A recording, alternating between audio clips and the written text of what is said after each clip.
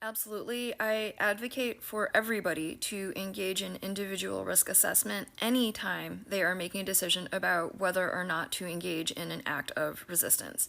And if a decision to participate in an act of resistance has been made, to remain smart while doing so.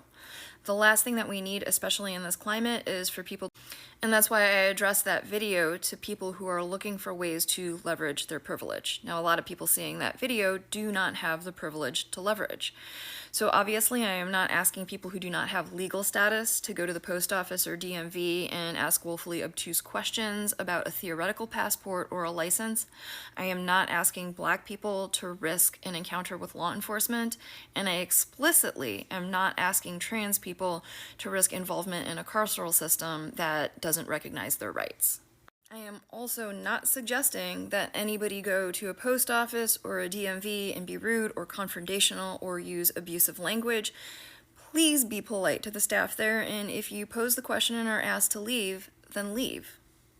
There are polite ways to do this that do not endanger anybody, that do not harass workers. Right now, friends and I are organizing to pick a post office a day that we will visit at times throughout the day when we can. We're trying to select times that are not high traffic so we're not wasting other people's time, and to simply go in with a copy of the executive order and say, hey, I have a passport, but as per the executive order that was signed last week, defining classifications of male and female at conception, all human embryos are undifferentiated blank slates. Has the federal government provided you with any guidance as to how we should be classified on our passports? And if they ask us to leave, we politely leave. And the purpose is to get enough people to do this so that staff might report this to their managers. This is really weird. People are coming in and asking this weird question, and regionally, managers might be saying, yeah, that's happening here too.